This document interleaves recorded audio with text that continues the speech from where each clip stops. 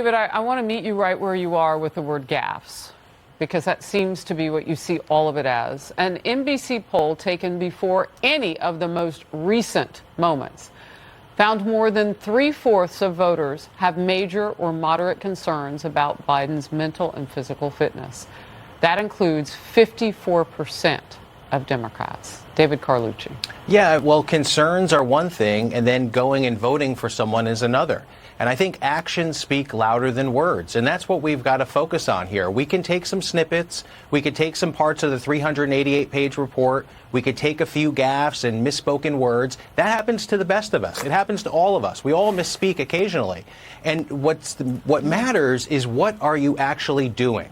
Are you walking the walk, or are you just talking? Are you talking more than you should? Well, are you were you comfortable with what he said he's doing with regard to Israel? He says Israel's response to a terror attack on October 7th. He was choosing his words very carefully. Are you comfortable with that as the foreign policy, telling our strongest ally in the Middle East? Because if you want to play the game of policy, he put some of that out there, too. Are you okay with that? Is Israel over the top? Is that where you are? Well, no, I think he was choosing his words very carefully. Answer?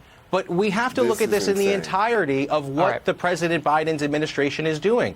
He's making progress, and that's what matters. But I gave you one that was really important, and you disagreed with it. Well, no, do I agree with every single thing that President Biden does? No. That's a pretty important thing. Overall, yes. David, you should at least be honest enough with the American people. This is the #1 cable network in the country. A lot of people are watching you right now and say, you know what, maybe there's considerations that need to take place. Maybe there is a need to invoke the 25th Amendment. Maybe Democrats can be more honest about where Joe Biden is. I don't wish any harm on the president. I pray for the president. I pray for this country. But this man has put us in a terrible set of circumstances, and no one, including his wife, Jill Biden, will say, you know what, enough is enough. They need to get him out of office. He's endangering the lives of all of us in the current conditions that he is in. And David, the fact that you won't even say that says a whole lot about you. And I say that respectfully. I disagree with you. That's why. Because we can have an honest conversation and a discussion. Absolutely, you can disagree. But voters ultimately decide, and that's why President Biden's going to win re-election. Absolutely, you can disagree.